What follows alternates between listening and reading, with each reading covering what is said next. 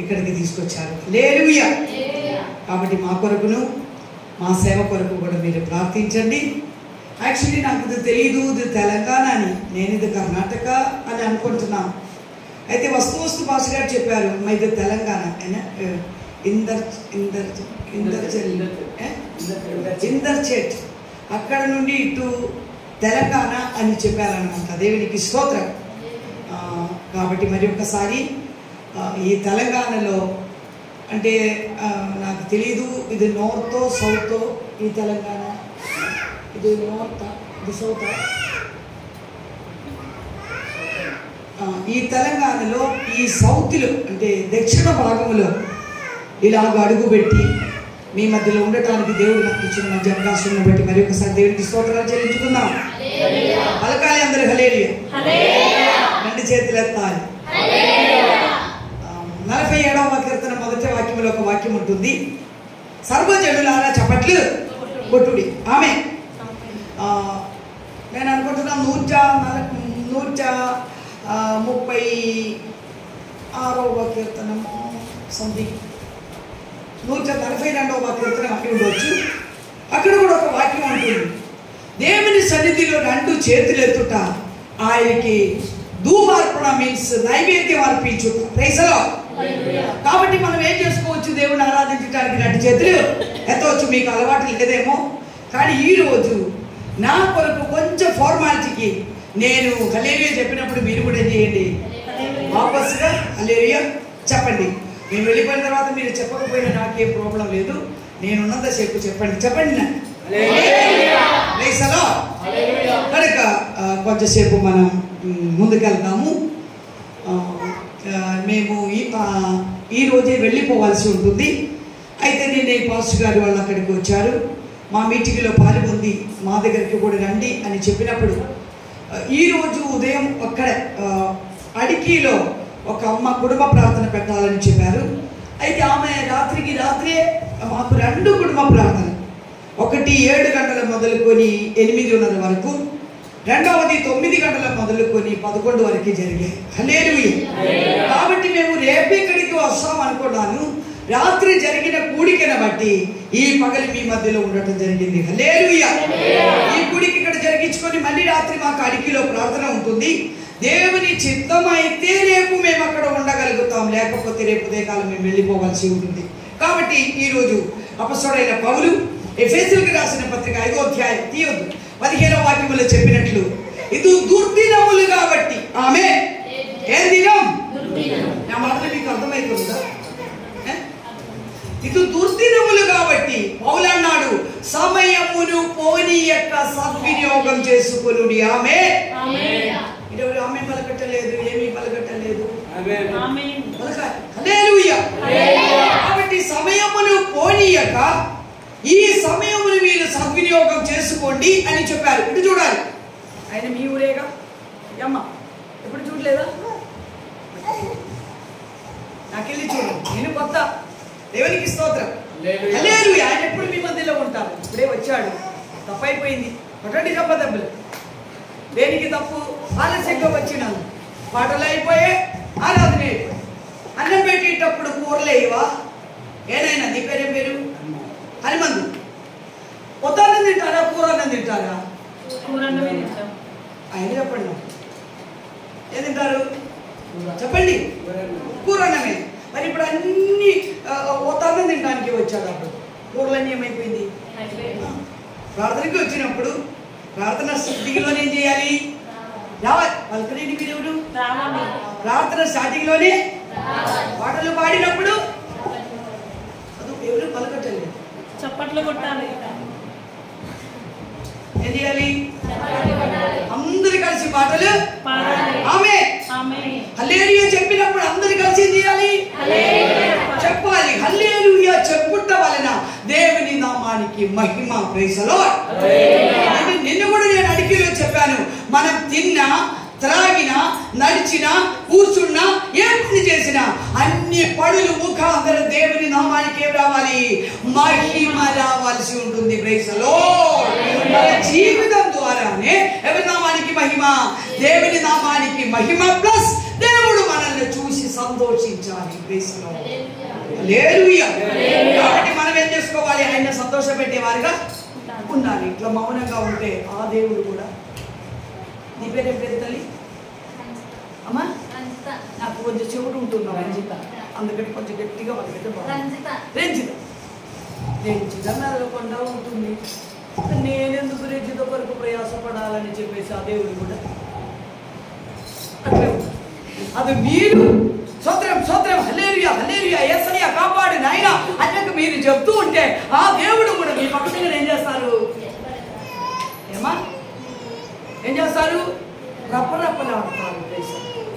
మీకు కార్యాలు చేయుటకు, మీకు ఉద్యోగాలు ఇచ్చుటకు, మీ ప్రార్థనలు ఆలకించుటకు దేవుడు కూడా మీ కొరకు తొందరపడతారు.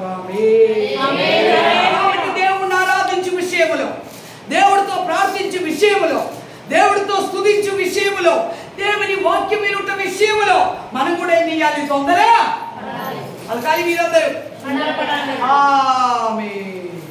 మిమ్మల్ని చూస్తుండే నాకు అనుకుంటున్నాను ఏ పాస్ గారికి పేరు స్టీఫెన్. ఎస్, నేను అనుకున్న స్టీఫెన్ పాస్ గారు చెప్పారేమో. దయచేసి నన్ను క్షమించండి, నేను మాట్లాడుతున్న మీరందరూ మౌనం ఉండండి అని అన్నట్టుంది. అవునా? ఆయన కూడా పలుకుతూనే ఉండరు, చెప్పండి చెప్పండి చెప్పండి చెప్పండి. మిమ్మల్ని చూస్తుండే నాకు అదే అర్థమైంది. ఆ పాస్ గారు చెప్పి చెప్పి చెప్పి అలసిపోయింది ఆమె. ఎవరు పలకట్లేదు? ఆ పిల్లగాడు మీ పిల్లగాడే కదా, వాడు తిరుగుతుంటే అందరికి ఆయనకి వెళ్ళి చూడు. Praise the lord. మీరు ఒకటి గుర్తు తెచ్చుకోవాలి, ఒక దైవ సేవకులు మీ మధ్యలోకి వచ్చినప్పుడు వాడి ఎమ్మటే ఎవరు వస్తాడు? ఎవరు వస్తారు? యేసయ్య వస్తాడు. ఆమేన్. మీరందరూ ఈ ఊరు వాళ్ళే. ఆ యేసయ్య ఎప్పుడు మీ దగ్గరే ఉంటారు. హల్లెలూయా.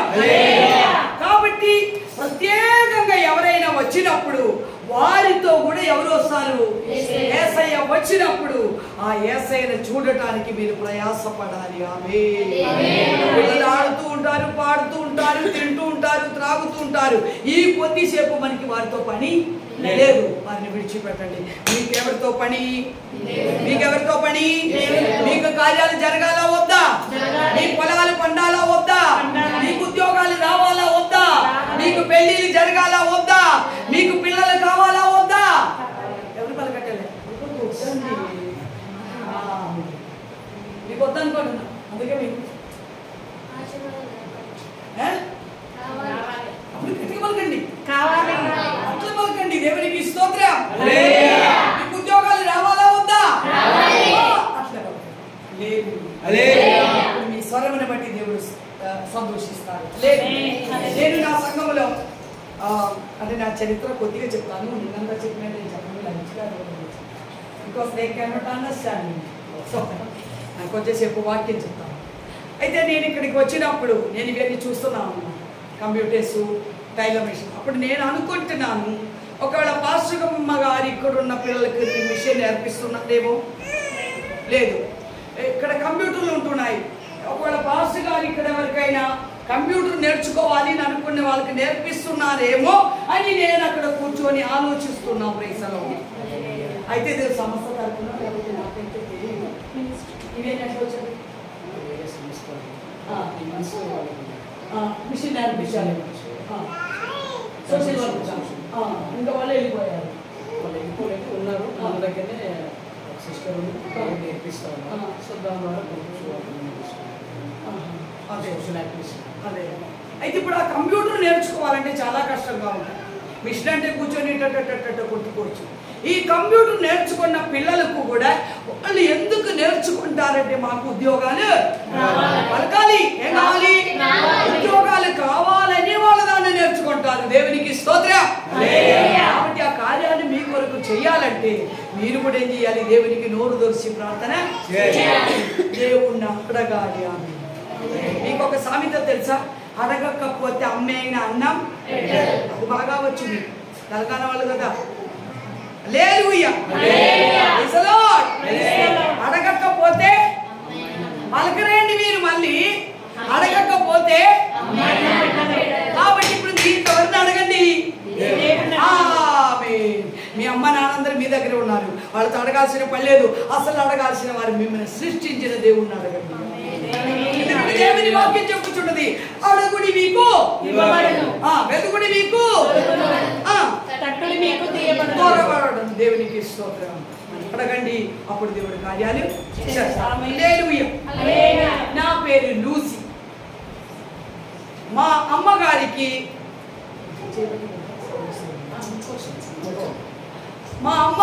మేము 7 ఆడపిల్లలు, ఒకే ఒక అబ్బాయి, అది లాస్ట్ అబ్బాయి. ఒకే తమ్ముడు, మాకు అందరికీ కలిసి ఒక తమ్ముడు. నేను 6వ అమ్మాయి, మా అమ్మ నాన్న వాళ్ళకు 6వ అమ్మాయి. మేము ఒక బ్రాహ్మణ కుటుంబంలో పుట్టి పెరిగాం. Praise the lord. మేము ఆంధ్రాకి వచ్చినప్పుడు అచ్చం బ్రాహ్మణుల లాగానే ఉన్నాము. అయితే మేము ఇప్పుడు ఆంధ్రాకి వచ్చి 34 సంవత్సరం గడిచిపోయాం. దేవునికి స్తోత్రం. తెలంగాణ ఇంకా మేము తిరిగని ప్రాంతాలు లేవు. నిన్న పాస్ గారు వాళ్ళు విన్నారు.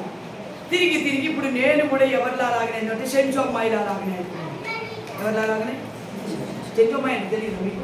ఏనాది వాళ్ళకి తెలియదు, చేపలు పడతారే అంటే నల్లబడిపోయాను. అందుకని ఎవరి అమ్మలు నేను బ్రాహ్మణ అమ్మాయి.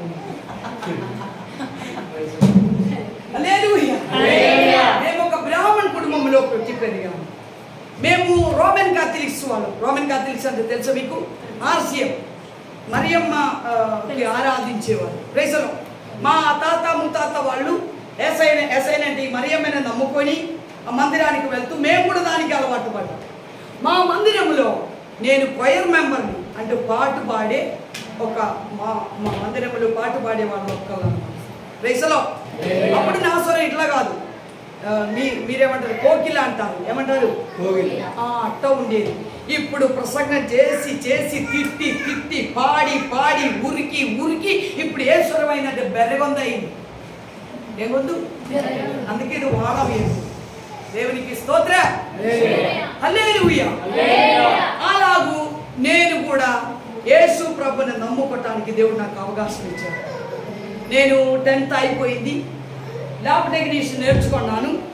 ల్యాబ్ టెక్నీషియన్ అయిపోయిన తర్వాత డిగ్రీ చేశాను. ఆ ల్యాబ్ టెక్నీషియన్ నేర్చుకుంటూ ఉన్నప్పుడే మేము రోమన్ కాథలిక్స్ వాళ్ళు కాబట్టి మీకు తెలుసు, మేము కేరళ వాళ్ళు. Praise the lord. Ernakulam Lisie hospital అంటే అప్పటి కాలాల్లో చాలా ఫేమస్, ఇప్పుడు కూడా మరీ ఎక్కువ ఫేమస్. అయితే మేము ఆర్సీఎం వాళ్ళు కాబట్టి అక్కడ ఉన్న సిస్టర్లు మాకు తెలుసు కాబట్టి వాళ్ళు నన్ను తీసుకోపోయి ఆ లిసి ఆసుపత్రిలో నన్ను ల్యాబ్ టెక్నీషియన్గా అసిస్టెంట్గా పెట్టారు. ఆమె అట్లా నేను అక్కడ ఉద్యోగం చేస్తున్నప్పుడు మా కేరళ వాళ్ళే ఆమె డాక్టర్ నేర్చుకొని ముంబైకి వెళ్ళారు. ముంబైకి వెళ్ళి అక్కడ ఒక సంవత్సరం హౌస్ సర్జన్సీ చేసుకొని ఈ లిసి హాస్పిటల్లోకి ఆమె డాక్టర్గా వచ్చారు. దేవునికి స్తోత్రం. అయితే కొంతకాలం ఆమె కిందే నన్ను పెట్టారు ఒక హెల్పర్గా. థియేటర్లో, ఆపరేషన్ థియేటర్లో అసిస్టెంట్గా నన్ను పెట్టారు. ఇంకా మేమిద్దరు చాలా క్లోజ్. అయితే వాళ్ళు పెందుకోస్తు వాళ్ళు, మేము పెందుకోస్తు వాళ్ళమే. ఆమెకి నాలో అలాగనే ఏమీ ఉండదు. ఈ వెంట్రుకలన్నీ ఇట్లా కత్తిరించి ఇట్లా బేబీ కటింగ్ చేసేది. అప్పుడప్పుడు అప్పటి కాలాల్లో నేను డ్రెస్ వేసుకొని వచ్చేది, కొన్నిసార్లు చీర కట్టుకొని వచ్చేది. ఇంకా ఆమె కింద నేను డ్యూటీలు చేస్తూ ఆమెకి సహాయం చేస్తూ దాంతోపాటు నేను ఈ బ్లడ్, మోషన్స్, పుట్ట ఇవన్నీ పరీక్షలు చేస్తూ ఆసుపత్రిలో డ్యూటీ చేస్తున్నాను. ఒక దినాన్న నాకే తెలియదు, నా మనసు అంతా ఒక కలవరపడ్డ, ఒక గడిబిడి అయ్యి నాలో ఉన్న సంతోషం. మీ పిల్లల్ని మీరు కంట్రోల్ చేసుకోవాలి. వాళ్ళకి కావాలంటే కడుపు నిండా పెట్టండి, పాలు ఇవ్వాల్సిన వాళ్ళకి పాలు ఇవ్వండి, అన్నం పెట్టాల్సిన వాళ్ళకి అన్నం ఇవ్వండి. ఎందుకంటే నా ముందు కొద్ది సమయం మాత్రమే ఉంటుంది. అది మీకు 4 ముక్కలు నేను చల్లిపోతాను. మీకు ఇష్టమైతే మీరు క్యాచ్ చేసుకోవచ్చు, లేకపోతే వదిలిపెట్టుకోవచ్చు. Praise the lord. Be control. మీ పిల్లల్ని మీరు కంట్రోల్ చేసుకోవాలి. బాబా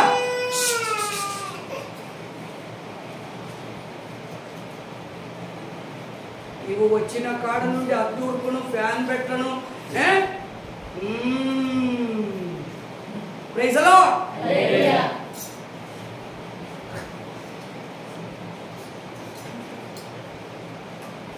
అసగారి కొడుకే అవునయ్యా, మీకు ఒకటే కొడుక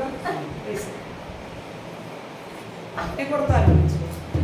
మంచి జాగ్రత్త. హల్లెలూయా హల్లెలూయా. అయితే నేను ఈ డాక్టర్ గారి కింద ఉద్యోగం చేస్తూ ఉంటాగా నాకు ఒక దినాన్ని ఏదో మరి సంథింగ్ నాకు కూడా తెలియదు, నా మనసు అంతా కలవరపడింది, నా సంతోషం అంతా నాలో నుండి వెళ్ళిపోయింది, నాకు శాంతి లేదు, నెమ్మది లేదు.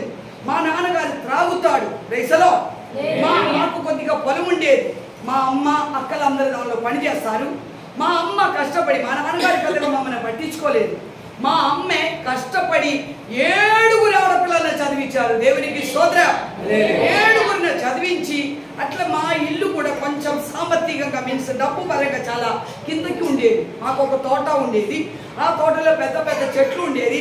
ఇంకా వాటిలో నుండి వచ్చిన మామిడికాయలు, పనసకాయలు, మాకు పనసకాయలు అవి ఉంటాయి, అవి అమ్ముకుంటాం, పొలంలో పని చేస్తూ ఉంటాం.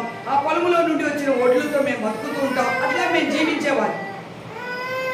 అయితే అప్పుడప్పుడు ఈ నాన్నగారు తాగి వచ్చి మా ఇంట్లో గొడవ చేస్తూ ఉండేది.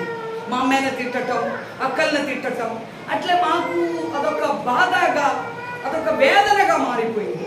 అట్లా నేను ఉద్యోగం చేస్తుంటే ఒకరోజు ఇవన్నీ ఆలోచించుకొని నా మనశ్శాంతి నన్ను విడిచిపోయాను. ఎప్పుడు హ్యాపీగా ఉన్నా, అప్పుడు హ్యాపీయే, ఇప్పుడు కూడా పలకరట్లేదండి, ఇప్పుడు హ్యాపీయే, ఇప్పుడు కూడా హ్యాపీయే. కానీ ఆ దినాల్లో నా సంతోషం, నా హ్యాపీనెస్ నన్ను విడిచి వెళ్ళిపోయింది. నా ముఖం అంతా ఒక దుఃఖంతో నిండిపోయింది. అయితే ఆ ఒక్కరోజు ఆ డాక్టర్ గారు నన్ను అడిగింది లూసీ నీకేమైంది, ముఖం అంతా బాగలేదే అని అంటే, నేను ఆమె పేరు జయ. అయితే నేను డాక్టర్ గారితో చెప్పాను, అవును మేడం నాకు ఏదో కొంచెం కష్టంగా ఉంటుంది అని అడిగి ఇంకా నేను నాకు స్టోర్ రూమ్లు ఉంటాయి, బట్టలు ఇవన్నీ అంటే ఆపరేషన్ బట్టలు ఇవన్నీ మడతేసి స్టెరిలైజేషన్ అంటే వేడి ఎక్కించుకోవటం అవి ఉంటాయి అన్నమాట ఆపరేషన్స్ అవి చేసినప్పుడు. ఇంకా అవన్నీ నేను చేసుకోవటానికి అవన్నీ పెట్టి ఆ హీటర్ మీద అట్లా వేయటానికి నిలబడినప్పుడు నాకు డాక్టర్ గారి దగ్గరకు వచ్చి, మేము చాలా క్లోజ్, చాలామంది ఉంటారు, ఆ డాక్టర్లతో పెద్దగా మాట్లాడటానికి వీలుండదు, కానీ ఈమె కిందో నన్ను పలకరియాలి అని, ఎందుకంటే నేను ఎక్కువగా ఆమె కిందే ఉండేది. అయితే నా దగ్గరికి వచ్చి, ఏంది లూసీ ఇలా నీ ముఖం బాగలేదే, ఏమైంది అని అడిగాను. ఆమె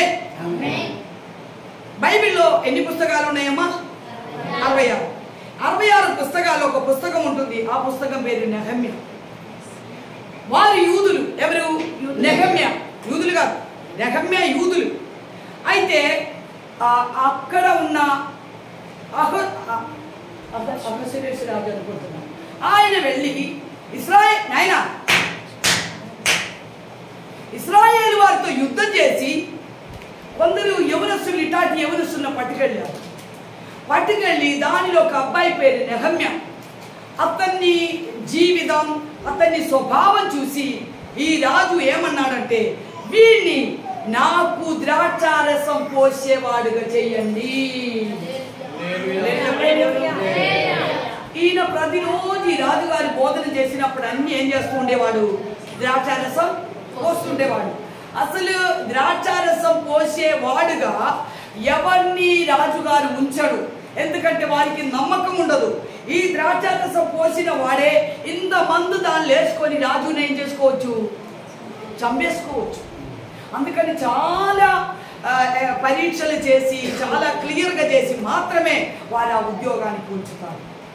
ఈ నెహమ్యా సంతోషముతో, నమ్మకముతో ఈ రాజుగారికి ద్రాక్షారసం పోస్తూ ఉంటే ఒకరోజు ఈ నెహమ్యా ముఖం కూడా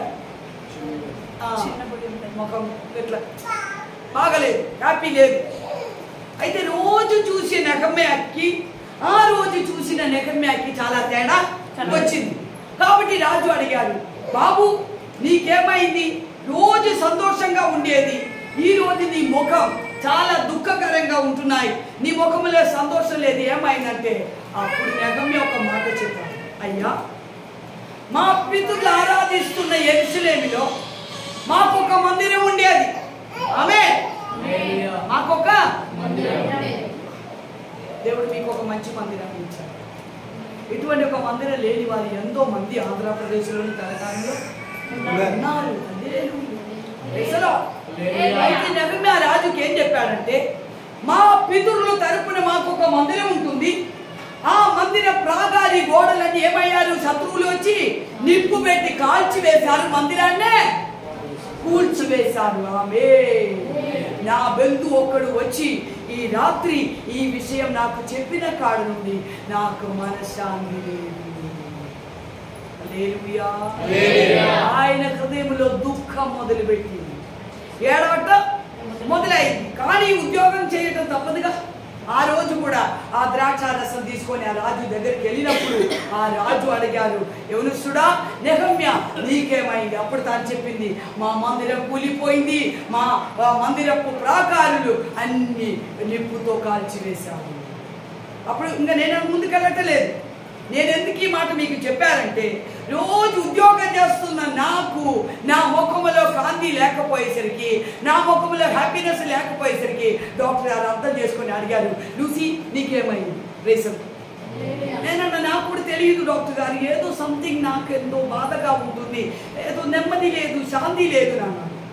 అయితే నన్ను అడిగారు, మీరు క్రిస్టియన్సా అని అడిగారు.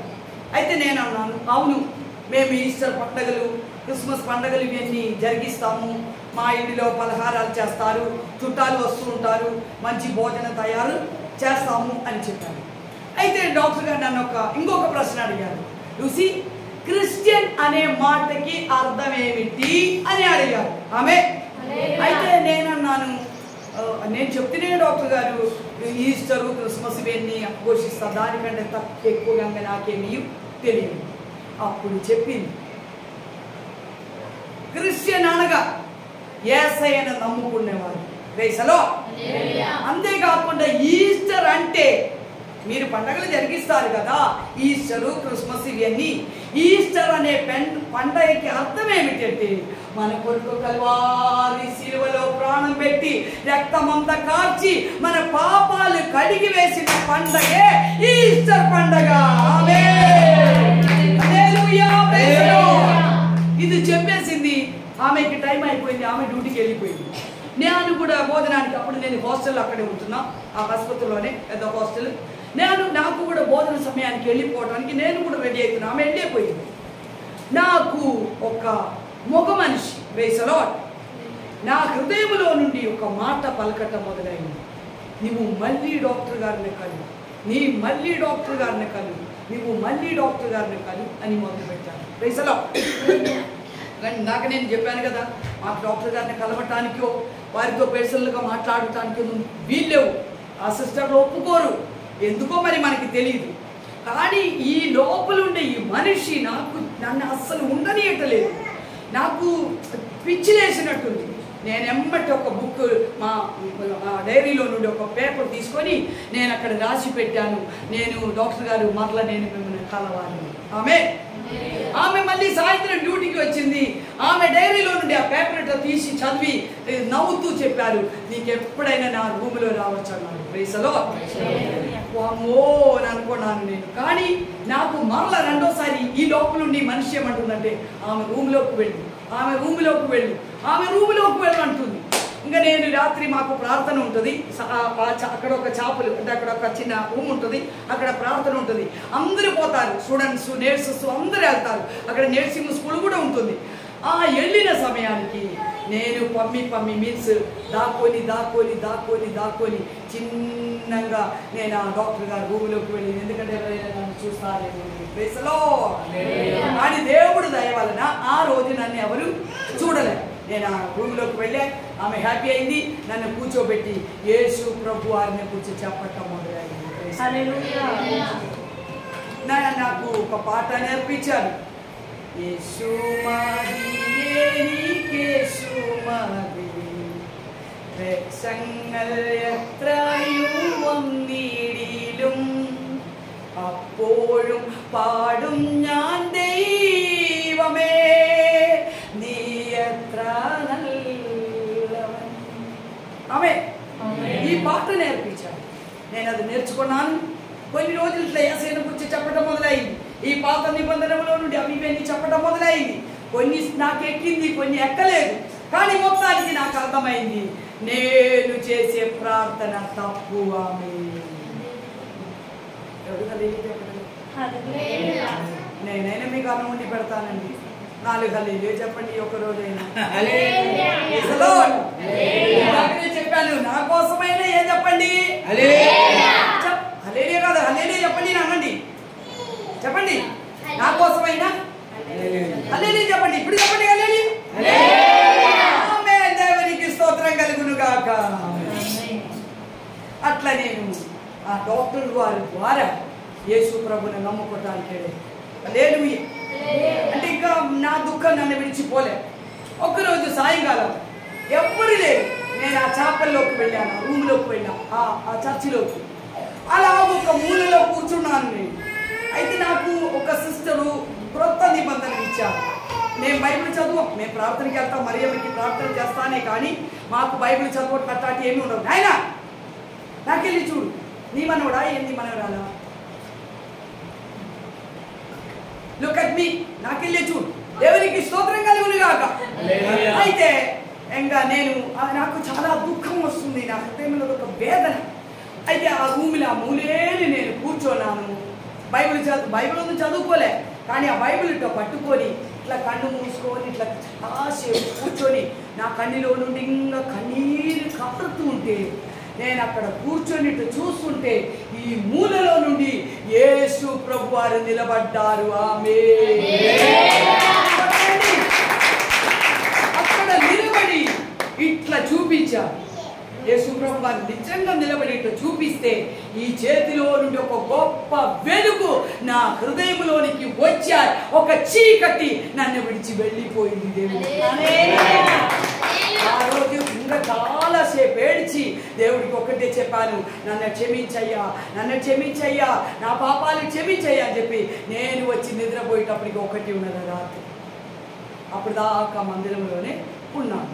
నా మనసుకి నెమ్మది వచ్చాయి, ఎక్కడ లేని సంతోషం, ఎక్కడ లేని ఆనందం ఇవన్నీ వచ్చాయి. ఇంకా నేను డాక్టర్ గారి దగ్గరికి వెళ్తూనే ఉన్నాను. కానీ ఎవరు చూశాను, చూసి అక్కడ సూపరింటెండెంట్కి చెప్పింది, ఈ అమ్మ డాక్టర్ గారి దగ్గరికి చీటికి మాటికి పోతున్నాను. సూపరింటెండెంట్ నన్ను పిలిపించారు. అసలు డాక్టర్ల రూమ్లో మీకేం పని? నేనేం చెప్పగలుగుతాను? నేను ఏసైనా గురించి వినడానికి పోతున్నామని అంటే వాళ్ళు నమ్ముతారా? మనం కూడా కొంచెం ఎవరిని ఏసైనా అంటారు, నీకు డాక్టర్తో ఏం పని? నన్ను ప్రశ్న వేశారు. నేను అన్నాను, నేను ఏసైనా గురించి కొన్ని మాటలు చెప్పడానికే వెళ్ళాను, వినటానికే వెళ్ళాను అనేక చెప్పేశాను. 2-3 రోజుల తర్వాత దేవుడు పదే పదే నాతో మాట్లాడటం మొదలైంది. అప్పుడు నాకు ఇది బంగారమే, చెవి పొడిచిందండి, నీకు పొడిచింది అంటే తెలంగాణలో అలాగనే కాదు, ఒకటి. తెలంగాణలో ఎన్ని బజ్జాలండి? 4, 5. ఇంకెవరికి లేదమ్మా. అమ్మో మా అడిగి ఈడొకటి, ఈడొకటి, ఈడొకటి, ఈడొకటి, ఈడొకటి. నాకు అట్లా కాదు, నాకు ఒకటి. కానీ అది బంగారమే. మాకు ఒక గాజులు ఉండేది, నీలాగా నీ పొట్టు గాజులు, పగిలిపోయే గాజులు మేము వేసుకోం. ఏం వేసుకుంటాం? బంగారం గాజులు. ఈ మెడలో మాత్రం ముత్యాలతో ఒకటి ఏమంటారు, పేల్స్ అంటారు, అంటే కొత్త వేసుకున్నాం అనమాట. మేము కాళ్ళ పట్టీలు ఉన్నాయి, వేసుకో. నాకు ముక్కు పొడుగు లేవు, వీళ్ళందరికీ ముక్కు పొడుగు ఉన్నాయి, 1, 2, 3. ఆ అడిగిలు ఒక్కొక్కరికి ఇందరిన తేడాలి. నేను అసలు ముక్కు కనిపించేది కాదండి. అది ముక్కు, ఈ ముక్కు కాదే, ఈ 2 ముక్కు కలిసేసరికి ముక్కు లేవు. రైసులో ఏది ఉండేది కాదు. అయితే దేవుడు నాకు పదే పదే చెప్పటం మొదలైంది, నీకిదొద్దు, నీకిదొద్దు, నీకిదొద్దు. ఆమె ఇంకా మీరైనా కాటికే పెట్టలేదు అంటే మీరు దేవుని బిడ్డలు కాబట్టి ఏమో. నేను కాటికే పెట్టుకునేదాన్ని, కాటికే కాదు, హైబ్రో పెన్సిల్ అని చెప్పేసి ఒకటి ఉంటుంది, నల్లంగా అది పూసుకునేదానివి, బొట్టు పెట్టుకునేదానివి, పౌడర్ పూసుకునేదానివి, ఇవన్నీ పెట్టుకునేదాన్ని. చేతనే అయితే ఒక్కరోజు 4 సినిమా థియేటర్లో పోయి చూసేదాన్ని. అంత సినిమా పిచ్చిన లోకం అంటే అంతా. అందుకే దేవుడు పదే అన్నాడు, ఇది నీ వద్దు, సినిమాకి పోవటం మానే. సినిమా థియేటర్ దగ్గరికి వెళ్తుండగా అదొక భయం. నేను ఒకదానే కాదు, మాతో కలిసి ఫ్రెండ్స్ ఉండేవాడు. అందరూ కలిసి వెళ్తుంటే ఆ సినిమా థియేటర్ దగ్గరికి వెళ్తూ టికెట్ కొనుక్కున్న తర్వాత నాకు భయం పుడుతూ ఉండేది. కానీ లోపలికి కాసేపు కూర్చొని అదో నాలుగిచ్చేదానివి కాదు, నేను బయటకు వచ్చేసేదాన్ని. దేవునికి స్తోత్రం. అట్లా దేవుళ్ళు వెతకటం మొదలైంది. అప్పుడు నాకు పెళ్లి కాలేదు, 18-19 సంవత్సరాలు. అప్పుడే దేవుడు నాకు చెప్పారు, నీకు గాజులొద్దు, నీకు చెవిలు వద్దు, నీకు బంగారం వద్దు, ఏది వద్దు, ఇలా ఉన్నామని. ఈవెన్ పౌడర్ కూడా వద్దన్నారు. Price the lord. ఈరోజు మనోళ్ళందరూ పేరాన్ లవ్లీ, ఆ లవ్లీ, ఈ లవ్లీ ఎన్ని పూసుకుంటారు. ఆడపిల్లలే కాదు, మగవాళ్ళు కూడా పూసుకుంటారు.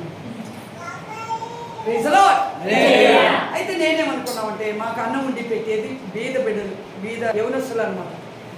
నాకు ఒక మంచి అమ్మాయి ఇష్టమే, ఈదరాలు కానీ చాలా మంచిగా చేసుకుంటాను. నేను అనుకున్నా ఇవన్నీ అంటే బంగారం తీసుకుపోయి అమ్మకి ఇచ్చేసినాం. ఈ పౌడరు, ఈ పెన్సిల్ ఇవన్నీ తీసుకుపోయి ఆ అమ్మకి మాకు అన్నం ఉండి పెట్టి అమ్మకి ఇద్దాం అనుకుంటే దేవుడు నాకు ఒక్కటే మాట చెప్పాడు, నీకొద్దన్నది ఎవరికిచ్చి పాపం చేపియవద్దు.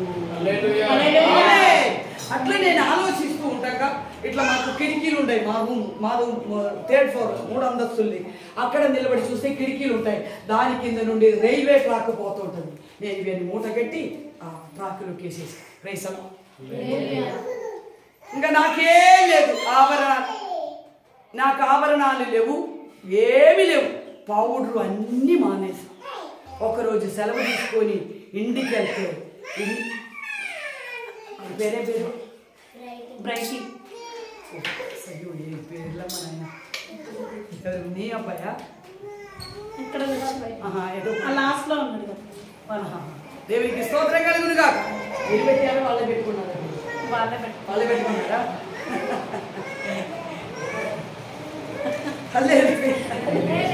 ఇదేమీ లేకుండా ఇంటికి వెళ్ళాను. ఇంటికి వెళ్తే నాయనా మా నాన్నగారు త్రాగుబోతోడు. మా అక్కలందరూ చూసి ఒక్కటే మాట చెప్పారు, ఇది మనల్ని విడిచి తక్కువ కులంలోనికి వెళ్ళిపోయింది. దీన్ని ఇంటికాడ ముంచటానికి వీల్లేదు. పేడ ఎత్తుకు రండి, దీన్ని ఏం చేద్దాం నీకు తెలీదా? పేడ చెల్లి బయటికి వెళ్ళకూడదాం. పైసలో లేకపోతే ఇదన్నీ వేసుకో. అయితే నన్ను అడిగారు ఏంటి ఇది అంటే, నేను ఏసైనా నమ్ముకున్నాను. మన మధ్యలో లేదా ఏసయ్య? తాత ముత్తాతలు మొదలుకొని మనం ఎవరిని నమ్ముకున్నాం? ఏసయ్యనే. ఈయన ఏసయ్య కాదా, నీకేంది ఒక స్పెషల్ ఏసయ్య అని చెప్పేసి మా నాన్నగారి వచ్చి నన్ను బూతులు తిట్టడం మొదలయ్యింది. చాలా కష్టం అనిపించింది. 2-3 రోజులు ఉండి ఎట్టో గట్ట తప్పించారు, వెళ్ళిపోయి. అక్కడికి వెళ్ళిన తర్వాత ఆసుపత్రి వాళ్ళు చూశారు.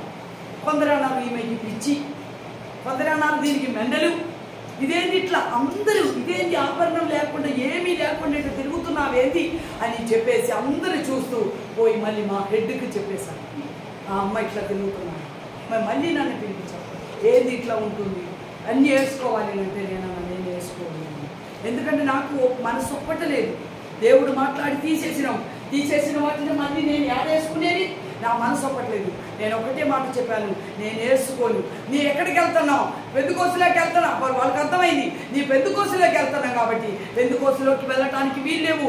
ఈ ఆసుపత్రిలో నువ్వు డ్యూటీ చేయాలంటే నువ్వు మా మందిరానికి రావాల్సిందే, అక్కడికి వెళ్ళటానికి వీల్లేదంటే నేను ఒకటే మాట్లాడినా, నీ ఉద్యోగం ఉన్నా పర్వాలేదు, లేకపోయినా పర్వాలేదు, నేను మాత్రం ఇది వేసుకోను. నేను ఆరాధన మానను. నేను మాత్రం పెందుకోస ఆరాధన మానను. నన్ను ఈ ఉద్యోగంలో నుండి పంపించేయండి అన్నాను. ప్రైజలో నేను ఎల్లప్పుడూ యెహోవాను సన్నతించెదను, నిత్యము ఆయన కీర్తి నా నోట నుండును. నేను ఎల్లప్పుడూ యెహోవాను సన్నతించెదను, నిత్యము ఆయన కీర్తి నా నోట నుండును.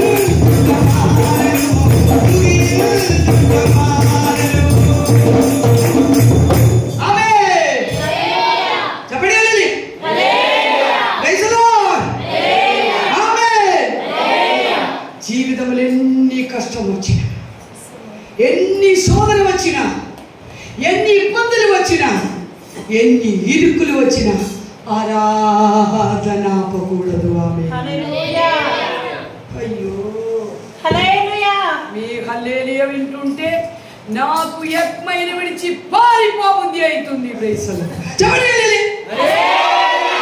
ఏమైతుంది? తినే వచ్చి ఉంటారు కదా, ఇక్కడ దాకా తినలేదని అందరు ఉపవాసం ఉన్నారా? ఉపవాసం ఉన్నాడు చేతులు ఎత్తండి.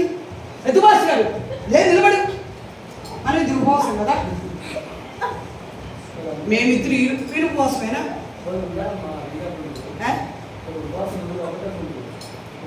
నాకు అనవసరం. అసలు స్టీఫెన్ పాస్టర్ గారు రూతమ్మ పాస్టర్ గారు చూసుకోవచ్చు. నేను అంటున్నాను మీరందరూ తిని వచ్చారు, మేమిద్దరు మాత్రం ఇవ్వాలి. ఆ పిల్ల కూడా తినదు. తిని వచ్చిన మీకు ఎరా గట్టిగా హల్లెలూయా చెప్పడానికి ఏమైతే చెప్పరా? చెప్పండి. హల్లెలూయా చెప్తే ఏది పోదు, ఇది పోదు, ఇదేమీ పోదు, ఇంకా ఎక్స్ట్రా వస్తుంది. దేవుడికి స్తోత్రం కలుగును. హల్లెలూయా చెప్పి ఎవరిని స్తుతించండి, ఎవరిని స్తుతించండి. నేను ఒకటి మీకు మిమ్మల్ని పెద్ద స్తుతి చూసి చెప్తాను. జీవిస్తే దేవుని కొరకు చక్కగా, లేని ఎడల టాటా చెప్పి వెళ్ళిపోండి. ఆయన శాపం మన మీదకి రాకూడదు.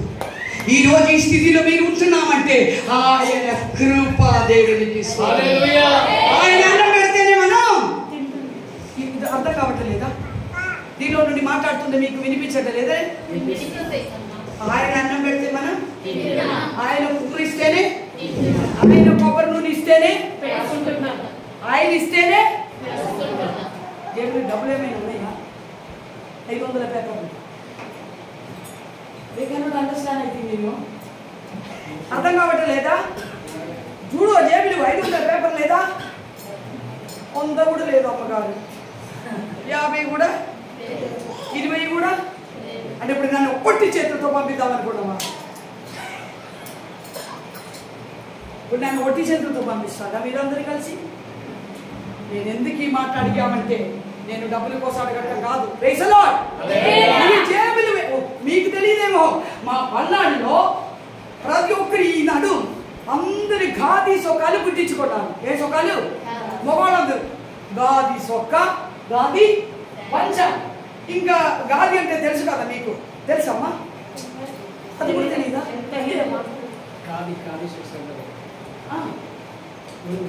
గాది బండారం అండి. కాటన్ అంటే ఇవన్నీ కనిపిస్తాయి అన్నమాట. ఇప్పుడు సొక్క వేసుకుంటే లోపల ఉన్న బెనియన్ ఇవన్నీ కనిపిస్తాయి.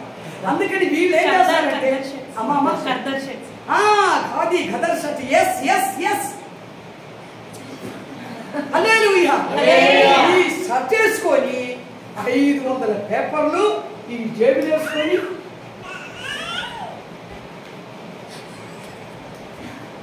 ఇట్లా నడుస్తారు. ఎందుకను?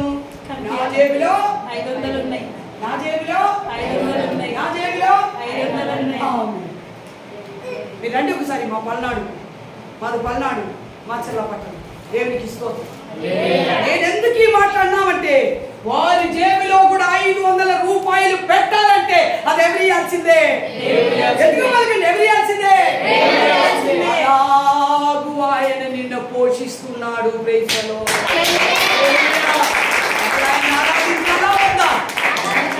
ఆయన స్తుతించాలా వద్దా? ఆయనకి హల్లెలూయా చెప్పాలా వద్దా? హల్లెలూయా చెప్తే మనకి ఏం పోతుందండి? ఇంకా 10 మిల్లీగ్రామ్ ఎనర్జీ పెరుగుతుంది. మన వేలకి కదా పోతాయి. మనకి ఉన్న రోగాలు అప్పుడు మీరు అక్కడ మాకు రోగాలు ఉంటేనే కదా అమ్మగారు.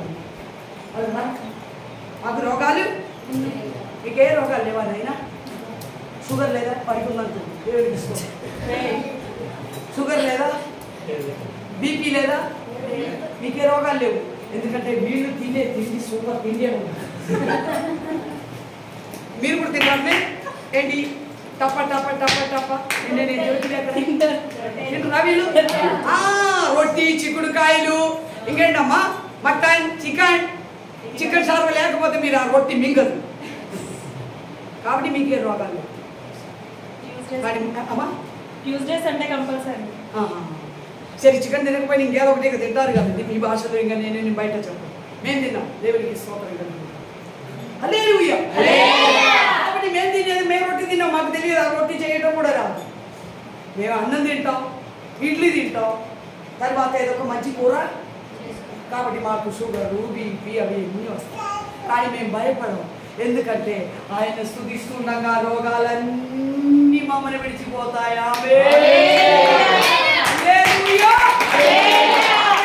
స్తుతించు, నీకున్న బలహీనత నిన్ను విడిచిపోతాయి. మా అడికిలో ఒక విశ్వాసి ఉంది, ఆమె పేరు దేవమ్మ. ఇంతలా ఉంటుంది, నల్లంగా ఉంటుంది. నేను వచ్చిన కొత్తది నాకు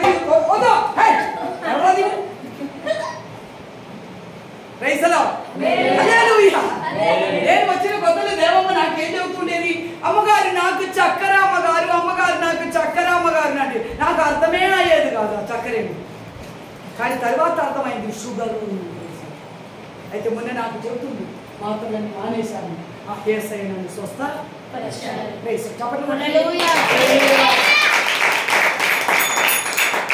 ఎక్కడ నుండో ఎక్కడికి వెళ్ళిపోయాను. కాబట్టి నేను సిస్టర్లతో హెడ్తో చెప్పాను, మీరు నన్ను ఉద్యోగంలో నుండి పంపించేసినా పర్వాలేదు, కానీ నేను మాత్రం ఆరాధన ఆపను. వాళ్ళు నన్ను పంపించేశాను. అయ్యో నేను నా మూలాన్ని సర్దుకొని ఇంటికి వెళ్తే మా నాన్నగారు అబ్బా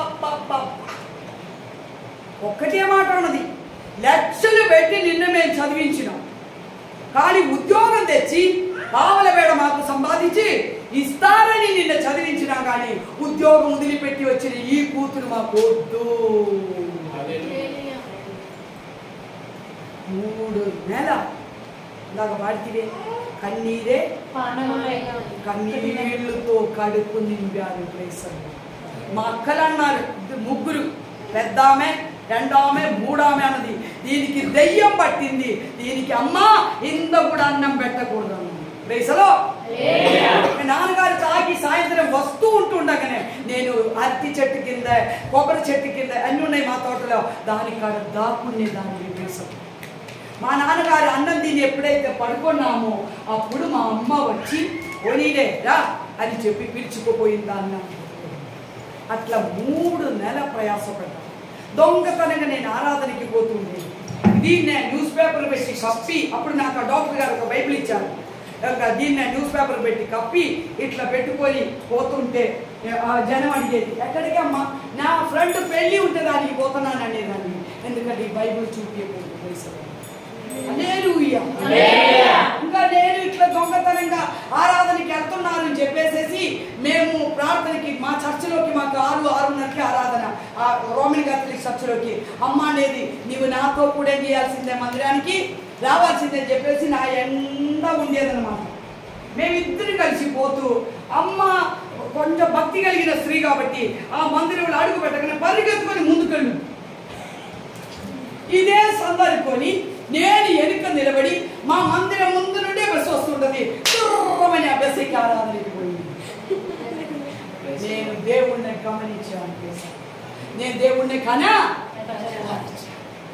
ఆరాధన జరుగుతుండగా ఒక దైవ సేవకుడు, అంటే మా క్యాపిటల్ తిరువనంతపురంలో నుండి ఒక దైవ సేవకుడు ఆ రోజు ఆరాధన జరిపి పనికి వచ్చి ఆయన ఒక్కటే ప్రవచనం చెప్పాడు, అమ్మా నీవెక్కడ ఉద్యోగానికి పోయినా ఉద్యోగం చేయడు, నా సేవ నా సేవ నా సేవ అని చెప్పేసి నీవు బయలుదేరి వస్తా.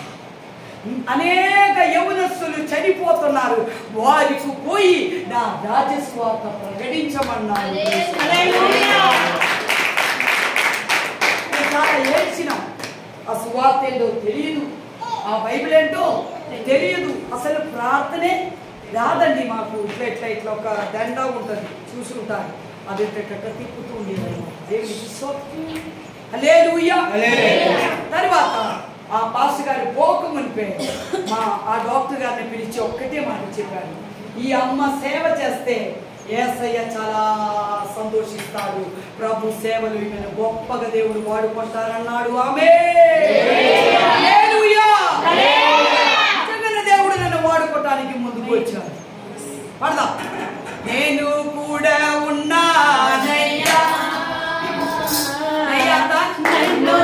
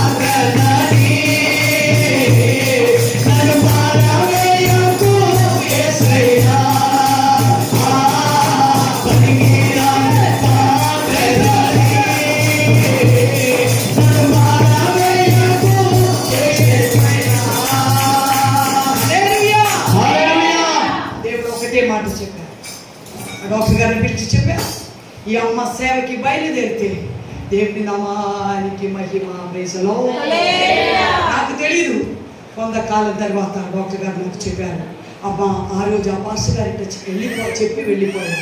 నిజంగానే దేవుడు నన్ను వాడుకోవటం మొదలైంది. అయితే సేవ చేయటం నాకు రాదు, ప్రార్థన రాదు, కానీ ఒకటి ఈ బైబిల్ మాత్రం చదువుకుంటాను, తర్వాత ఉపవాసాలు ఉంటాను. ప్రైజలో అప్పుడు అది మాత్రమే తెలుసు. ఎప్పుడు చూసిన ఉపవాసమే, ఈ బైబిల్ మాత్రం చదువుకుంటాం. దేవునికి స్తోత్రం. ఇప్పుడు నా జీవితంలో ఈ రోజు వరకు నేను అనుకుంటున్నాను, నేను 22 సార్లు బైబిల్ చదివేశాను. దేవునికి స్తోత్రం.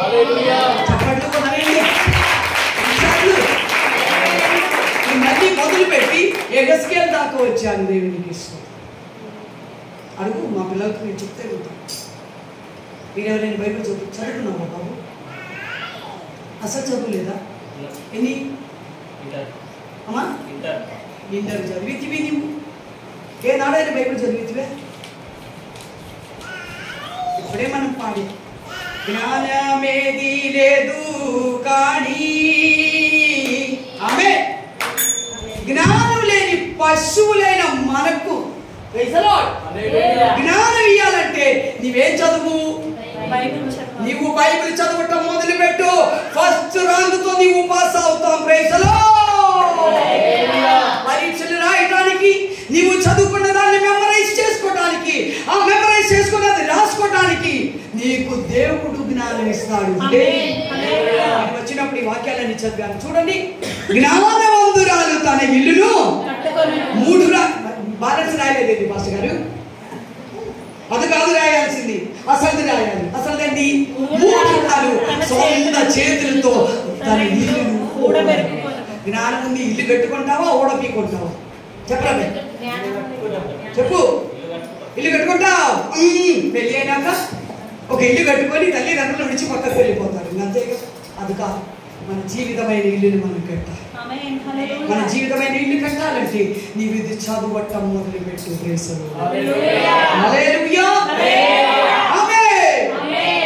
నేను నన్ను ఒకరోజు మా బంధువులు మా దగ్గర మా మా కుటుంబాలే 60 మంది పైన దాకా మా నాన్నగారు అమ్మ అందరిని పిలిపించి ఒకటే తీర్మానం చేశారు, దీన్ని ఉంచుదామా ఇంటిలో నుండి వెళ్ళగొడతామా. వాళ్ళందరూ వచ్చి నన్ను ఇట్లా బెదిమలాడారు. ఏమనుకోక పాస్టర్ గారు, ఇట్లా బెదిమలాడారు, అమ్మ మన చర్చిలోనే అమ్మగారు వాళ్ళు ఉన్నారు, నీకు పెళ్ళి వద్దనుకోండి నీకు వాళ్ళతో కలిసిపో, లేకపోతే మదర్ తెరేసా అంటే తెలుసా, ఆ చారిటీలోకి నీవు వెళ్ళిపో, నీవు మాత్రం పెంతెకోస్తులోకి వెళ్ళటానికి వీలు లేదు. నేను ఒక్కటే మాట్లాడినా, నాకు మీరున్నా లేకపోయినా పర్వాలేదు. మా అమ్మ నన్ను పిలిచాలది లేచింద్రపడి పాస్టర్ గారు, మా అమ్మ అన్నది, ఇది చూడవే ఏనాడు నీకు మేము పెళ్లి చెయ్యం, రూపాయి కట్టడం ఇయ్యమన్నది మా అమ్మ. ఆమె నేనన్నాను, నాకు రూపాయి కట్టనా వద్దు, మీరు పెళ్ళి నేను వయస్సైన విడిచిపెట్టను. హిందువులు కూడా అదే చెప్పారు, మీరెన్నైనా చెప్పండి, నేను మాత్రం ఎస్ఐను వదిలిపెట్టను అని చెప్తే వాళ్ళు ఏం పలకకుండా వెళ్ళిపోయారు. మా పెద్దనాన్న, మా పెద్దమ్మ, మా మామయ్య, మా అత్తమ్మ, వాళ్ళ పిల్లలు, మా అన్నలంటే మా బంధువులు అన్నలు అందరూ బెదిమలాడారు. నేను మాత్రం ఒక్కటే మాట్లాడినాను, నా జీవితాంతం నేను ఎస్ఐని వెంబడిస్తాను. ప్రేసలో తీర్మానం చేసుకున్నారు, దీని ఇంటిలో నుండి వెళ్ళగొడతాం.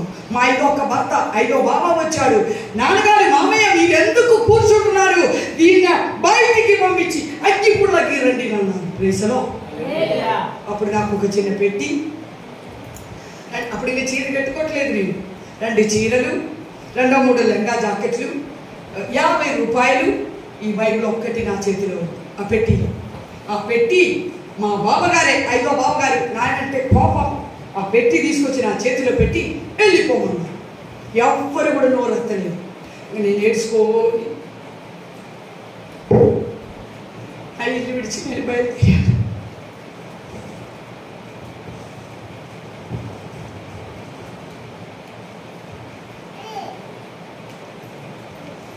నేను ఒంటరిగా బయలుదేరుతుంది.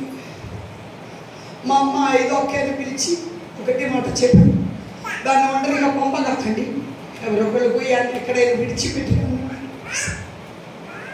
ఇంకా 5వ అక్కని ఆమె మెట్ట వచ్చారు. అప్పుడు నాకు కొందరు విశ్వాసులు ఒక పాస్టర్ గారి పరిచయం ఉన్నారు, వాళ్ళ దగ్గరికి ఆరాధనకి వెళ్తుంటే వాళ్ళ ఇంటిలో నన్ను వదిలిపెట్టారు. దేవునికి స్తోత్రం. ఆ పాస్టర్ గారు నన్ను చేర్చుకున్నారు. నేను అనుకున్నాను మార్చిలేమో నేను వెళ్ళిపోయాను, ఏప్రిల్ ఏమో 2-3 నెలలు నాకు వాళ్ళే అన్నం పెట్టారు, అన్నీ చూశారు. అయితే నేను అన్నాను సేవ చేయాలి అంటే పాస్టర్ గారు అన్నారు, అమ్మ సేవ చేయాలంటే బైబిల్ స్కూల్కి వెళ్ళాల్సిందే, ట్రైనింగ్ చేయాల్సిందే అని అంటే నేను అన్నాను నాకేమీ తెలియదు పాస్టర్ గారు అంటే. ఇంకా వాళ్ళే ఆడపిల్లలకు బడి చెప్పే కేరళలో ఒక బైబిల్ స్కూల్ ఉంటే నన్ను అక్కడికి పంపించారు. Praise the lord. అక్కడ బైబిల్ స్కూల్లో నేర్చుకోవాలంటే అప్పటి కాలంలో ప్రతి నెల ఫీజు 50 రూపాయలు. అంటే నేను అనుకోవడం దానికి అది ఈ రోజుల్లో 1500 అట్లా అయి ఉంటారు. తర్వాత నాకు సబ్బులు నూనె అన్నీ నేను చూసుకోవాల్సిందే. వాళ్ళు ఒట్టి క్లాస్ చెప్తారు, అన్నం పెడతారు, నాకేమో సహాయం చేస్తాను. అయితే పాస్టర్ గారు అన్నారు నీవు వెళ్ళమ్మా అన్నాను.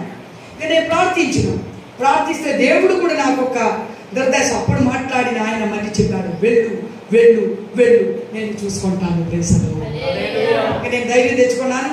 వాళ్ళు నన్ను ఆ బైబిల్ స్కూల్లో తీసుకొని వదిలిపెట్టి వాళ్ళు బయలుదేరి వచ్చినప్పుడు నాకు ఇచ్చింది 50 రూపాయలు. అప్పటి కాలాల్లో బేదస్తాను. నేను ఏడవటం మొదలుపెట్టాను, దేవుడితో పోరాడాను, నా ఉద్యోగాలు వదిలిపెట్టాను, తల్లిదండ్రులు విడిచిపెట్టాను. ఈరోజు నీ సేవకి నేను వచ్చాను. నా అవసరతలు నీవు తీర్చవాలంటే ఒక అంగులు ఉండేది, ఒక అంగులు అంటే మీకు అర్థమవుతుందా, అంగులు ఆయన ఇంజనీర్. అయితే ఆయన రిటైర్మెంట్ అయ్యాడు. ఈ 2 కళ్ళు కొంచెం చూపు పోయాయి. ఆయన దగ్గరికి వెళ్ళి దేవుడు మాట్లాడారంట, పలాని అమ్మ బైబిల్ స్కూల్లో నేర్చుకుంటున్నారు, సంవత్సరానికి 700 పంపించమన్నారంట. ప్రైజలో ఆ అంగుల్ ఈ పాస్టర్ గారిని కలిసి వారితో మాట్లాడి పలాని లూసీ గారికి మేమేం చేస్తాను ఈ సంవత్సరం సపోర్ట్ చేస్తానని చెప్పేసి 700 పంపిస్తే 500 రూపాయలు ఫీజు కట్టి 200కి నేను నూనె, పెన్ను, పుస్తకాలు అన్నీ కొనుక్కున్నాం. దేవునికి స్తోత్రం. 2వ సంవత్సరం కూడా ఇంకొకరితో దేవుడు మాట్లాడాడు. 3వ సంవత్సరం ఫ్రీ. 2 సంవత్సరం నమ్మకంతో చేస్తే 3వ సంవత్సరం ఫ్రీ. అంటే మమ్మల్ని ఏం చేస్తారంటే కొన్ని స్టేషన్లోకి పంపిస్తారు సువార్త సేవ చేసుకోవడానికి. ఇంకా వాళ్ళ దగ్గరికి వెళ్ళి సువార్త సేవ చేస్తూ 3 సంవత్సరాలు ట్రైనింగ్ చేసి, ట్రైనింగ్ అయిపోయిన తర్వాత వాళ్ళు ఏమన్నారంటే నువ్వు మాతో ఉండి సేవ చేసుకో, అమ్మ నాన్న అందరూ వదిలేశారు కదా నన్ను. నేను ఓకేనన్నాను. కానీ దేవుడు నన్ను అక్కడ ఉంచలేదు. దేవుడు నన్ను బయటికి తీసుకొచ్చారు. మళ్ళీ ఇంటి దగ్గరికి అప్పటికే అమ్మ వాళ్ళు వచ్చి అయ్యో పోయింది కదా ఎట్టొకట రావే ఇంటికి అంటే ఇంకా బెదిమిలాడితే ఆ హెడ్ సిస్టర్లు అన్నారు ఎల్లమ్మ అమ్మ వాళ్ళ బట్టి అని చెప్పేసి వాళ్ళ బట్టి వెళ్ళాను. ఆ బైబిల్ స్కూల్లోనే నేను బ్యాప్టిజం తీసుకున్నాను. ప్రైజ్లో నేను ఆగస్టు 7వ తారీఖు బ్యాప్టిజం తీసుకుంటే 17వ తారీఖు ఒక ఉపవాస కూడికలో నేను పరిశుద్ధాత్మ పొందాను. ప్రైజ్లో ఆ పరిశుద్ధాత్మ కూడా 3 గంటలు పొందాను. నేను బయటికి వచ్చినప్పుడు నా నోటిని దేవుడు నాకు ప్రవచన వరం ఇచ్చాడు. చప్పట్లు కొట్టండి. ప్రవచన వరముతో పరిశుద్ధాత్మతో నింపి దేవుడు నన్ను బయటికి పంపించాడు. నేను ఇంటికి వెళ్ళిపోయాను. 3 months ఉండి నాకు చిరాకు పడుతున్నా, ఏమీ తెలియదు, ఎట్టుకోవాలో తెలియదు అంటే అప్పుడు దేవుడు నాతో చెప్పారు ఆపరేషన్ మొబిలైజేషన్కి వెళ్ళు అని చెప్పేసి. నేను ఆ సంస్థకి లెటర్ రాశాను. వాళ్ళు నన్ను ఇంటర్వ్యూ చేశాను. దానిలో నేను పాస్ అయ్యాను. నన్ను వాళ్ళు బెంగళూరుకు పిలిపించుకున్నారు. ప్రైజ్లో మేము బెంగళూరులో భద్రావతి, షిమోగా అట్లాంటి ప్రాంతాల్లో గెదకు అన్ని సేవ చేసుకొని మళ్ళీ ఆంధ్రాకి వచ్చారు. ఆంధ్రాకి వస్తే వాళ్ళు నన్ను ఏమన్నారంటే నిన్న మేము నార్త్కు పంపబోతున్నాను. నాకు దేవుడు ఏం చెప్పలే. నార్త్ అంటే నాకు భయం పుట్టేది, ఎందుకంటే అక్కడ భయంకరమైన చలి అనమాట. ఆ చలి నేను తట్టుకోలేను కాబట్టి నేను నార్త్కి వెళ్ళను అని చెప్పేసేసి నేను సౌత్లోనే వచ్చి కొన్ని రోజులు ఇంటి దగ్గర ఉన్నాను. ఇంటి దగ్గర ఉంటే మళ్ళీ నేను ఖాళీగానే ఉంటున్నాను. నేను ఇట్లా ఉండటం మంచిది కాదు అని చెప్పి మళ్ళీ ప్రార్థన చేస్తే దేవుడు నన్ను గాస్పెల్ ఇన్ యాక్షన్ ఫెలోషిప్ అని చెప్పేసి మా కేరళలో ఒక సంస్థ ఉంటుంది. వాళ్ళు ఈ లేబర్స్ మీన్స్ ఏమంటారమ్మా, వాళ్ళు ఏనాది వాళ్ళు, చెంచు వాళ్ళు, లంబాడీసు, ఎస్టీ వాళ్ళు ఉంటారు కదా, వాళ్ళ మధ్యలో సేవ చేస్తూ ఉంటారు. వాళ్ళ మధ్యలోకి పంపించారు. మమ్మల్ని 18 మందిని పంపించారు. ఓ టీముగా మేము ఆంధ్రాకి వచ్చాం. మొట్టమొదటి మేము వచ్చింది విజయవాడ నందిగామ ప్లేస్లో. అక్కడ కొడొట్టుగల్లు, పున్నవేలి అట్లా అంతా మేము తిరిగి సేవ చేసి నేను అనుకున్న ఒక 6 to 4 months చేసిన తర్వాత మేము కేరళ వెళ్ళిపోయింది. నాకు దేవాది దేవుడు పెళ్లి చేశారు. నాకు పెళ్ళి అయింది. 2 అబ్బాయిలు. మా అమ్మ ఏమన్నది, నీకు మేము వెళ్ళి రూపాయి కట్టണം, వాళ్ళే కట్టണം ఇచ్చి నన్ను పెళ్లి చేశారు. నాకు 2 అబ్బాయిలు. పెద్ద అబ్బాయి ఇంజనీర్, చిన్న అబ్బాయి సేవ చేస్తున్నాడు. అయితే ఆయన స్టీల్ ప్లాంట్లో ఇంజనీర్గా పనిచేస్తుంటే రీసెంట్గా 3 సంవత్సరాల క్రితం దేవుడు అతనితో మాట్లాడారు, పోయి సేవ చేయి ప్లేస్లో. ఆ ఉద్యోగాన్ని రిసైన్ చేసుకొని వాళ్ళ నాన్నగారు చనిపోకముందే 1 సంవత్సరం ముందే మా దగ్గరికి వచ్చారు. మాతో ఉంటూ ఆయన వచ్చిన తర్వాత 1 సంవత్సరానికి నా భర్త గారు వాళ్ళ డాడీ చనిపోయారు. ఇప్పుడు నేను పెద్ద బాబు ఇద్దరు కలిసి సేవ చేస్తున్నాం. చిన్నబ్బాయి డాక్టర్ చదువుకోవడానికి వెళ్ళారు. 2 రాంగిలో తేడా వచ్చేసి ఆయన డాక్టర్ సీట్ క్యాన్సిల్ అయిపోయింది. అప్పుడు దేవుడు అన్నారు వీళ్ళ బైబిల్ స్కూల్కు పంపించమన్నారు. మేము బ్యాప్టిజం ఇప్పించి కేరళలో పంపించి కేరళ యూనివర్సిటీలో బైబిల్ స్కూల్ నేర్చుకున్నారు. అక్కడే బైబిల్ స్కూల్ నేర్చుకున్నాక జార్ఖండ్ అమ్మాయి, మీన్స్ నార్త్ అమ్మాయి అక్కడ బైబిల్ ట్రైనింగ్ నేర్చుకుంటుంటే అక్కడ వాళ్ళు మాట్లాడి మాకు తెలియపరిచి ఆ అమ్మాయిని ఇచ్చి పెళ్లి చేశారు. వాళ్ళు కూడా కేరళ వాళ్ళే. వాళ్ళిద్దరు కలిసి ఇప్పుడు మేమిచ్చిన 3, నేను మాస్టర్ గారు నిన్న వీళ్ళకి చెప్పాను, దగ్గర 22-24 సంఘాలు మేము కట్టాం. 3 సంఘం ఆ చిన్న అబ్బాయికి ఒకటి చెప్పాను. నేను పెద్ద అబ్బాయి ఇద్దరు కలిసి 2 సంఘాలు చూసుకుంటున్నాను. ఇలాగూ సేవ చేస్తూ అనేక స్థలాల్లో నేను తెలంగాణలో చాలా సేవ చేశాను. నేను మాస్టర్ గారు ఎక్కడంటే మీకు తెలుసో లేదో, కోగిళ్ళ, కంబాలపల్లి, మల్లేపల్లి, దేవరకొండ, తర్వాత కొరెట్ల, కాలువపల్లి, ఉస్మాన్ కొండ, చాపల్ గేటు.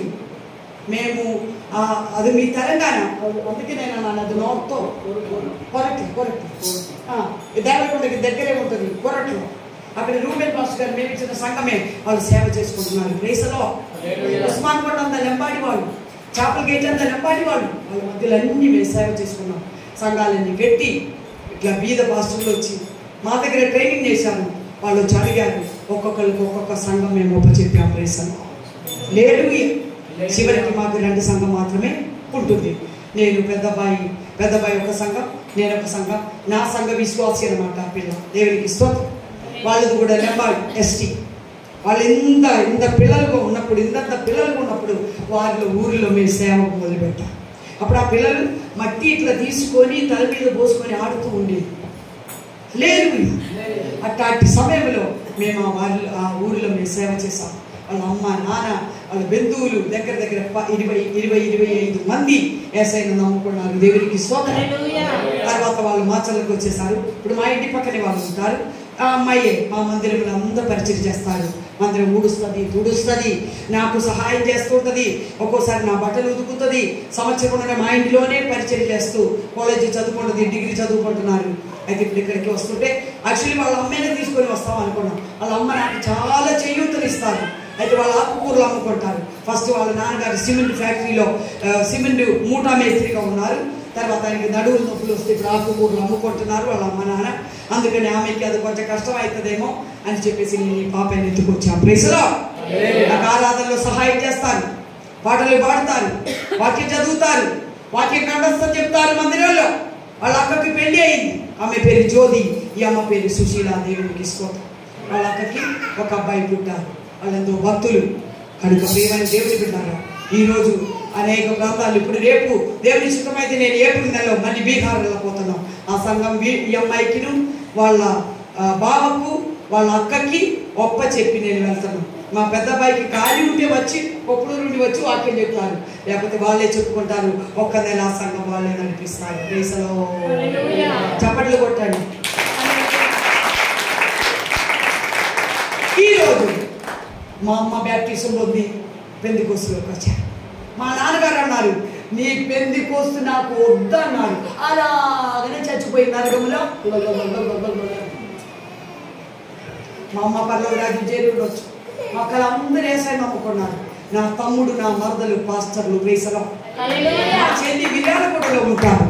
వాళ్ళ మామయ్య గారి పాస్టర్ అయితే ఈ అమ్మాయి లేడీస్ మీటింగు, సండే స్కూల్ ఈ డ్రమ్ము చక్కగా కొడతారు. విరాళగూడలో ఉంటారు, రెడ్డి కాలనీలో ఉంటారు. దేవునికి ఇష్టం లేదు. నన్ను బట్టి నా కుటుంబం అంతా మారిపోయారు. ఇదాయి ఉండాలి మన కాంక్ష, ఇదాయి ఉండాలి మన ఆపేక్ష, ఇదే అయి ఉండాలి మన కోరిక. ఆమె ఇదే అయి ఉండాలి మన తాత్పర్యం. దేవునికి స్తోత్రం. అందుకే నేను ఇందాకనే మీకు చెప్పాను, జీవిస్తే ఎవరి కోసం జీవించమ్మా? లేని ఎడల నీకు నాకు దండం నైనా మేము వెళ్ళి వస్తామని చెప్పేసి ఏం తీసుకోవాలి? ఏం తీసుకోవాలి? నో కొబ్బరికాయ తీసుకోవటం, మత్స్యమ్మ కాడికి పోవటం అని పోగలగొట్టం. జీవిస్తే ఎవరి కోసం జీవిద్దాం? ఆయనకి ఒక సాక్షులుగా ఉందాం, బైబిల్ చదువుకుందాం, ప్రార్థన చేసుకుందాం, దైవ సేవకులకు చేయూతన ఇద్దాం. అన్ని విషయాల్లో వారికి మనం చేయూతనిస్తే వారి ద్వారా దేవుడు మనల్ని దీవిస్తారు. ప్రైస్లో దేవుడు మనల్ని ఎలాగూ దీవిస్తారు చెప్పగలుగుతారా? నీ పేరు అమ్మ ఎంత చెప్పారు? బైబిల్ చదువుకుంటారా? దేవుడు మనల్ని ఎలాగో ఆశీర్వదిస్తారు నీవే చెప్పు.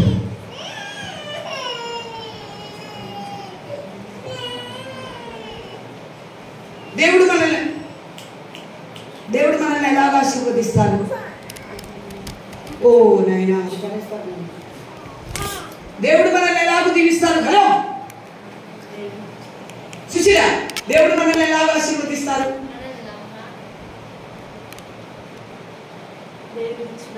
అమ్మా నీకు నేను ఛాన్స్ ఇస్తాను. దేవుడు మనల్ని ఎలాగ ఆశీర్వదిస్తాడు? దేవుని ఇష్టానుసారంగా నడుచుకుంటే ఆశీర్వాదం. ఎలాగూ నమ్మి బాప్తిసం పొందుతుంది.